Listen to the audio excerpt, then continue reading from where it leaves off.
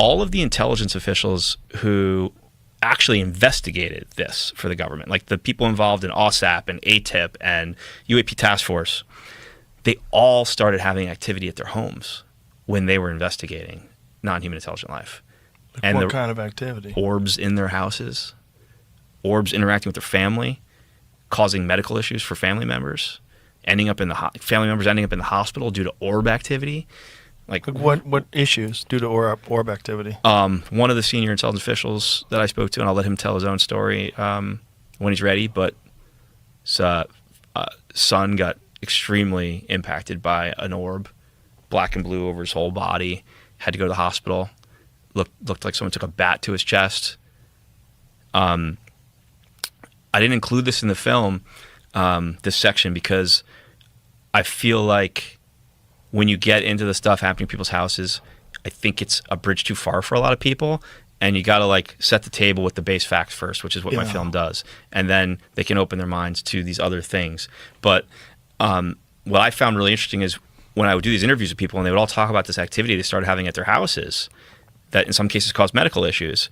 It was all after they started looking into non-human intelligent life, and their takeaway was that non-human intelligent life was looking into them because they were looking into non-human intelligent life. And they made the analogy of if a Russian spy comes to DC to spy on Congress, our intelligence community spies on the Russian spy.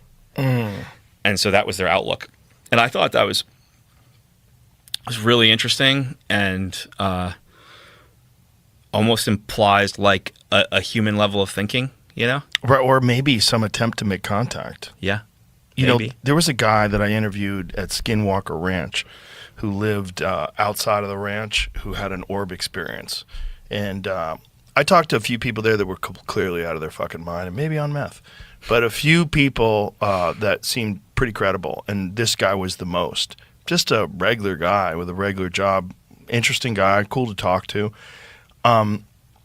He said that he's had a few weird sightings, but the weirdest one was one day in his home, this orb that was like larger than a softball, he said, but came flying into his house and was in the living room with him, and it was interacting with him.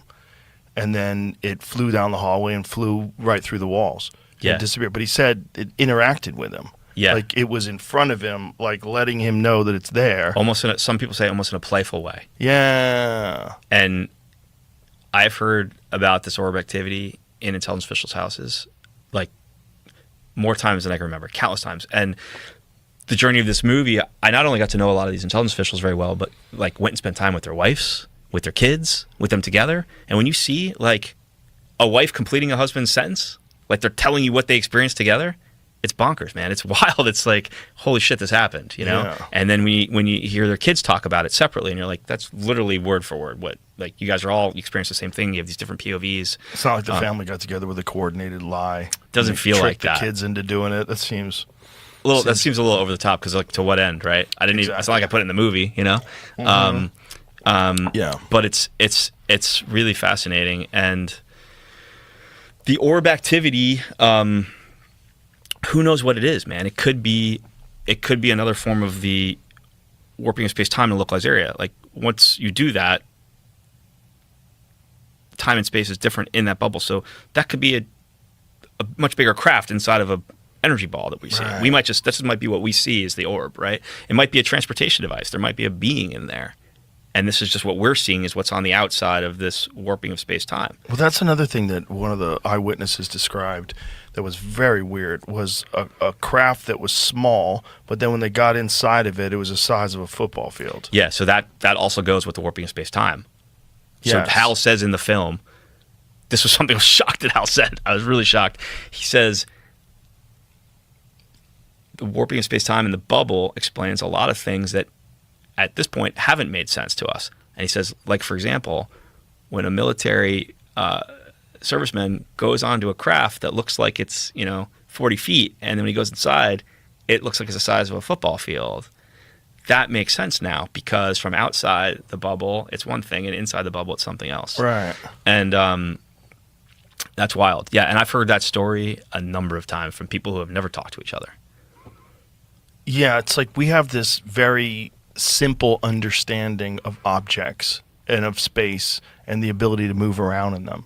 And this kind of spectacular technology, I think we kind of have to think about it just like all other spectacular technology. Like if you were around in the 1400s, you couldn't possibly imagine the concept of a nuclear bomb. It would be impossible. Or nuclear energy, or even a cell phone. Yeah. Now imagine new breakthroughs happen, and now this bubble gets created, and we start to figure out how to send things to places through these bubbles, and then we realize that what's happening in these bubbles is not what you see on the outside, that it's completely warping, which is also one of the weird questions, like why are UFOs so blurry?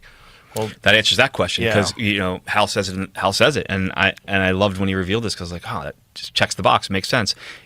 People have trouble taking photos of UAP because they're literally taking a photo through a space-time bubble, basically, right. The warping of space-time. So the analogy would be like, if you go under the ocean, you take a picture of a fish, you're going to get better visibility. You're in their domain, right? You're in their environment, right? But if you go above the ocean, right, you're now in a different environment, and you try taking a photo from above the water, it's going to be all distorted and wacky looking, because you're taking a photo through a barrier, another environment, right? It's the same basic logic. Like, try taking a picture of koi fish from above the water. You can't do it, right? And so that's just the simplest answer. Like, that's what they're doing. They are warping space-time in a localized area. They're creating a barrier between our environment and their environment. And when you try to take a photo through it, it's not great. It's also the reason why radar has trouble getting these things, because the radar detector, the way it works is radar is emitted towards an object, it bounces back to the radar detector, and that's how you track where it is, right?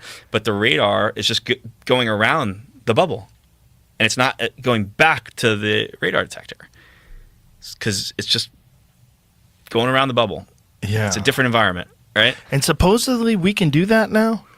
Well, the interview subjects clearly imply that some of the they state that some of the UAP we're seeing might be our reverse engineer technology.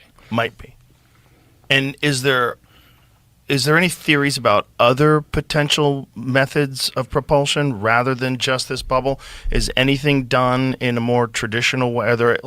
Is there levels of these things, like when it comes to the technological abilities? Not that I've heard. Everyone I interviewed that was willing to talk about the technology was convinced this is what they were doing. That they're all doing a very similar thing. And it was a unifying theory. It explains everything we've ever observed. Like all the performance characteristics we've observed UAP displaying. And so the theory is that all of these advanced beings, from wherever they're from, the various different species of them, that all of them have this particular type of technology. Yeah. Huh. Which, if it's the key to interstellar travel, then kind of makes sense. But it's like, are they all figuring out this? Are they getting it from each other? Like, is this just a natural pathway to curious, intelligent, innovative creatures that they ultimately, eventually stumble upon this technology?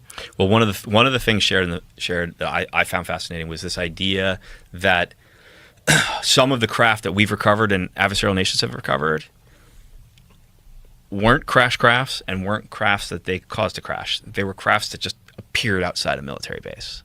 Almost like a gift. Yeah, and Diana Pasulka discusses them as donations. So gifts, donations, but the thought, if you try to explain that, why would anyone do that? Maybe some more advanced species is trying to help advance us and try to put a carrot on a stick.